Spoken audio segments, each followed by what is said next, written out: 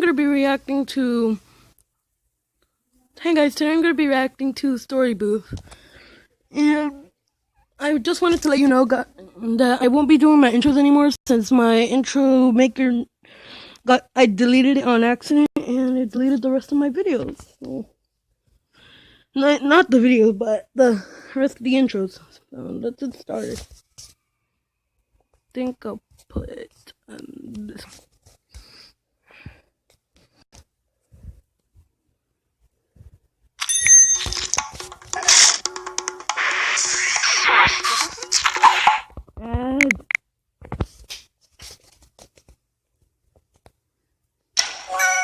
This story has been sponsored by the Art Institutes. When I was younger, I had a lot of friends, and after school, we would hang out all the time and do a ton of really cool and fun stuff, like go explore the woods and ding-dong ditch people. It was a lot of fun.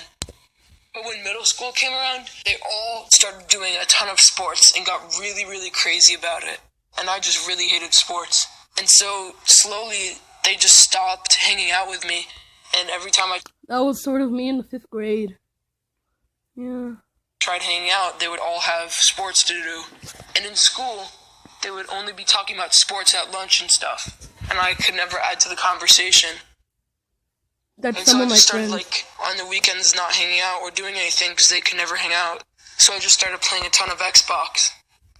It got so bad that while I was in school, they would barely even talk to me or say hi in the hallways because they were so occupied with sports, we kind of stopped being friends. One time, I tried inviting them all over for a sleepover so we could have fun again.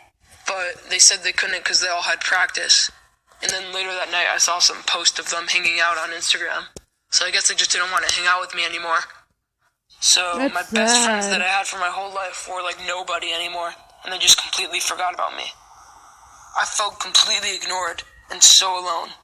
I didn't fit into anything, and I started to feel really bad about myself. I started staying home more and more on the weekends and after school, because none of my friends wanted to hang out, because they all just kind of forgot about me to do sports.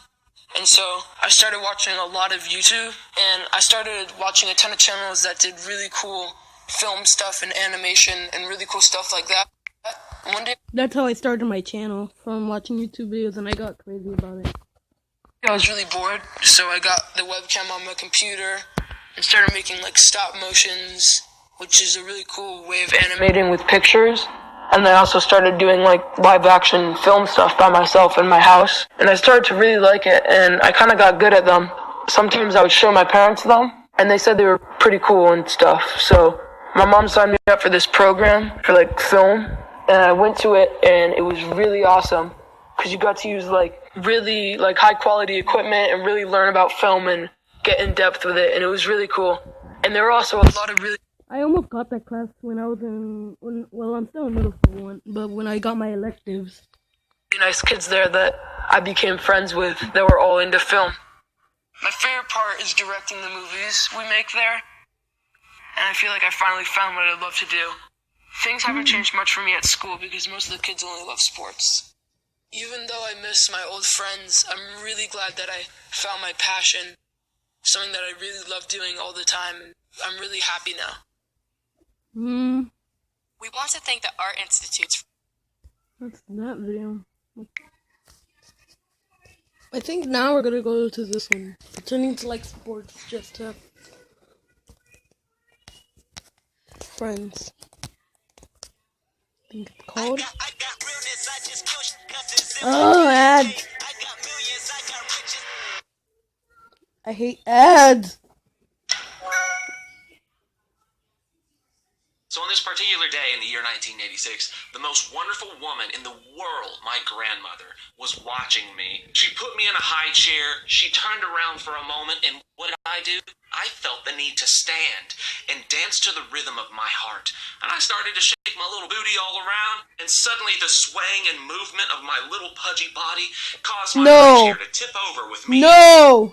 She turns around at the last moment to see No! me land on the ground, and the weight of me in the high chair snapped my No! Number one. Now let's fast forward a little bit. I'm 4 years old. I'm playing on the playground. I see all these kids having the time of their life. For some reason, in my mind, they looked like Olympians. And then there's me, an athletically challenged 4-year-old. But I was like, yeah, I'll show you. So I get on the monkey bars. Oh, great. No. Time. Don't tell me what's gonna happen. And Don't then tell suddenly me. I decide I don't want to be up so high anymore. So I let go. Snap, crackle, pop. Break number 2. So as story time passes, and around the age of 11 years old, I love baseball. At least I think I love baseball. To be honest, I was never really good at baseball, but I wanted to play because that's what all my friends did. On this particular day, it was my turn to go up to bat. I swing, I crack the ball, and I just sprint to first base. I decided to slide into that base. Then guess what I heard? Snap! Whoops! Break number 3. And as I'm healing from this third broken arm, I start to think, maybe I shouldn't play sports. I'm not good at them. I don't enjoy going to practice or anything like that. But I was like, I have no choice. If I want to have some type of social life and be accepted, I gotta love sports. Once I got the cast off, I said I'm going back out to the field and I'm gonna keep playing baseball, dadgummit. So now I'm 13 years old, sporting a beautiful butt cut. So I'm out playing baseball once again, and we can all see where this story is going. I hit the ball, I go to first base. They say round it, go to second. I go to second base. Guess what I do? I slid. Safe! Holy mother of Zeus! I didn't break my arm, guys. Then the coach said, keep going. And I was like, yeah, man, I am gonna keep going. I put my arm down trying to make it look cool as I slide into third base. And then what do I hear? And this time I didn't cry. It wasn't dramatic. I felt like a jaded, grumpy 80-year-old man. Now let's fast forward to 10th grade. When I woke up and had an epiphany one morning, I realized, Josh, doing all these sports things and trying to fit in with all the popular kids, that doesn't make you happy. What makes you happy? What do you truly love? The answer was clear. I love to entertain. But then when I was 18, I made a big decision, and I moved to New York City to pursue one of the big loves of my life, this industry. Whether I'm 2 years old and dancing in a high chair, or I'm in my 30s and I'm documenting my life or making my next music video, that's me. That's Josh. So take my advice, Internet. Don't waste years and years of your life trying to fit in to an image that you think other people will like just because that's popular. Do what you like. My advice to you, avoid the metaphorical broken arms and really listen to who you are. That must hurt. That's just... Wow. I think I'm gonna put 1-to-1 with my favorite YouTuber, Roy Guava Juice. Have you ever asked yourself the question, who am I? That was the question I kept asking myself over and over again back in high school. You see, I grew up in a small town called Durham, North Carolina. I kind of felt isolated back in school because I was like 1 out of 4 Asians at my school. I remember one time during lunch I sat down next to some people and the first thing they said to me was, "Oh hey, look, it's our neighborly friendly Asian here." I mean, I laughed it off like haha, but eventually it kind of got to me. Man. There was another time where I tried to hang out with the popular kids during lunchtime. I was friends with one of the guys on the table, and I went to sit down at their table, and everyone just kind of stared at me like, "Yo, what are you doing here? This is our table. Get out of here." They didn't say that in verbatim, but I could tell by the vibe they were giving. How could she talk with the gum on? That's impossible. After those moments, I was really confused on who I was or how I was supposed to act around others, and it just made me very angry at myself. Like, I was so angry at myself, it made me become angry towards everyone else, especially my family. I would come home from school and just stay in my room or just use the computer all day because I was so disappointed in myself. All I wanted to do is just fit in or just be a cool kid, you know? During dinner time, whenever my family would ask me how I was or how school was, I would always give them an attitude like, "Yeah, school is fine, you already asked me this yesterday." My brother and my sister told me they used to be so scared of me, they would play rock, paper, scissors to see who would knock on my bedroom door to let me know dinner is ready. They thought a demon would arise from my bedroom and devour them into the shadows of my bedroom. And they thought I hated them for the longest time, when in reality, I only hated myself. I remember one afternoon I was in my room, and I was crying. I was just so confused. I felt so alone at school all the time. My faith wasn't strong at the time, but I didn't know what else to do, so I knelt down in front of my bed, and I prayed to God. I was like, "Please, help me find who I am and what I'm supposed to do." That's what I would do. Miraculously, I got invited to a youth camp the day after I said the prayer, and I was like, why not? I just need answers right now. I I met someone who dealt with the same problem, and he gave me advice that I will never forget. I remember we were sitting next to the campfire roasting cookies. Yes, I know, cookies. But he told me this. You don't have to change yourself to fit in or be cool, because the most precious thing you have right now is yourself. So once you love yourself, you will attract others who love you for who you are. And he was right. I went to school the next week with a big smile in my face, and I attracted people who liked me for me. And my relationship with my family grew stronger as soon as I accepted who I am.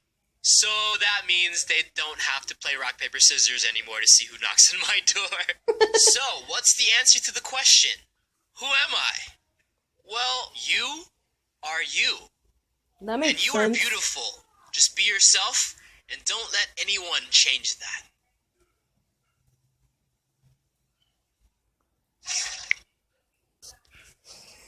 That made sense. The last part didn't, but sometimes I wonder that too. Just me.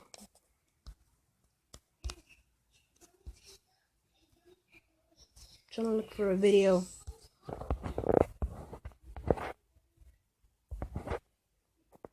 Oh yeah, that's guava juice right there, but you just can't see it.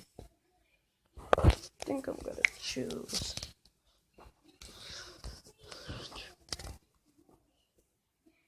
I read that book once. I think I'm gonna put it. It's because I read it.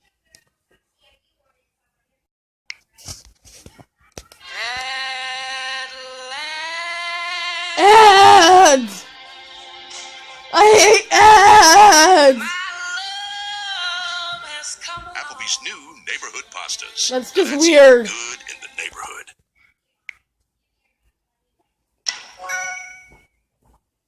Fortnite. I was born with a rare syndrome called tilted disc syndrome. It affects 1 to 2% of the population, and I was one of the unfortunate ones to get it. This caused my eye to be in this awkward location. My parents didn't notice it until I was 3, and when I finally went to the doctor for the first time to see about the problem, they said they couldn't do anything about it. So for most of my childhood, I had to live with this appearance.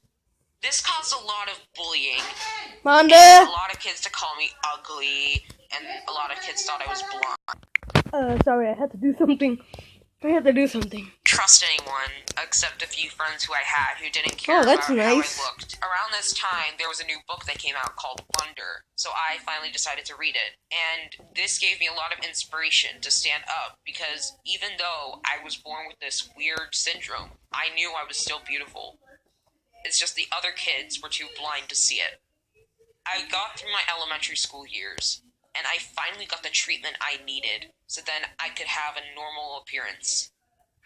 Though there were a lot of side effects. I did get sick, and I got a lot of headaches, but that was only for a few months. And then finally I was good. But they had to plant these metal implants so then my eye could be adjusted, and that caused some weird facial expressions. So whenever I grinned, it would look really weird, and whenever I was looking over at someone, my eyes would be really wide open. A lot of kids started to call me the devil, and it was really, really sad. Oh This caused a my. lot of depression in me. Though I thought of what the Wonder How long have you been reading the and I book? realized that who cares? Like Be 10 you. to... You're amazing. I just went with that throughout my middle school years. I'm a freshman in high school now, and I Just gonna don't care say how I look. for- I don't care what, if I 4 have a years. weird facial expression. 4 I don't years. care if I once was a freak. I just be myself, and that is what gets you through life. So to all those people who are being bullied out there for their looks, just remember, you are beautiful on the inside, and that's all that matters. That's beautiful. Wait, let me just do... That was nice.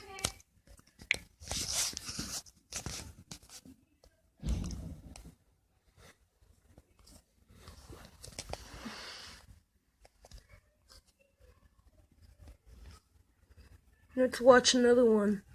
Ooh, I remember this one. This was my first video that I saw ever. Me and my sister didn't get along, and I could never understand why. They bullied me, tormented me for a long time as a kid. They would dress me up like a girl, telling me that I should have been a female so that I could fit in, because nobody wants a brother. They would tell me hateful things because I love to eat. They hurt, they teased, they ridiculed. It was terrifying. That is Despite terrifying. my mother doing her best, she was never home long enough to enforce the rules because she had to take care of us. She had. That sort of reminds me of something. Well, sometimes my sister, hits me, but we still get along. Well, it's just this part is harsh. This part is harsh. Pretty harsh. Had to keep us alive and food in the house and a roof over our heads. As the teenage years came to roll around, the once verbal teasing and emotional trauma ended up turning into violence. Eventually, Oh my. the violence got so bad that I felt that I must couldn't be hurt. safe in the house anymore. My She mom took out a felt knife. the same way. And Wait, what did she just have? violence. Eventually, the violence got so bad that I felt I couldn't be safe in the house anymore. She has a knife. What, is she just gonna stab him? Stab him just for not being a girl? My mom felt the same way. And she sent me to live with my uncle because there was nowhere else I could go. For a little while, things were okay. And then, out of the blue, my uncle got evicted, which took me out of a place to live. I found myself at Central Park. And ironically enough, this is when Pokemon Go was a big thing, so it was really easy to blend into crowds because everyone was running around Central Park looking for Pokemon. And it didn't look weird for this chubby kid to be sitting down, on a cracked phone, just sitting to himself. I was hungry. I didn't have any money for food.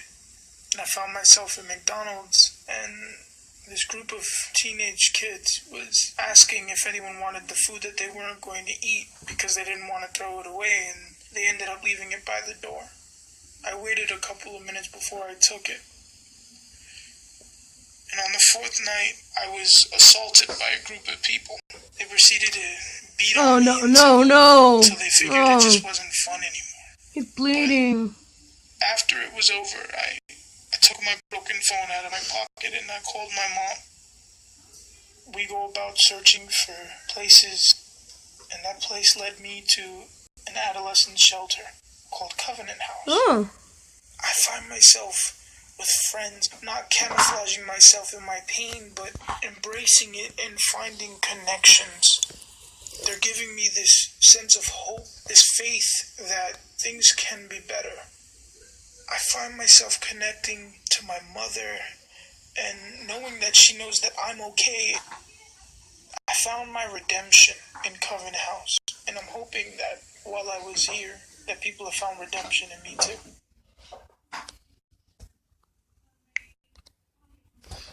This is the saddest story I heard. I am crying a little bit right now. But this is just the saddest story I ever heard. Oh, I think this is gonna be the end of the video. Make sure to like, subscribe, and subscribe to Zano Plays. I won't be doing my intros until I figure out how to get more intros, since I deleted the app, like I said earlier, I think. But this is the end of the video, so see you in my next one.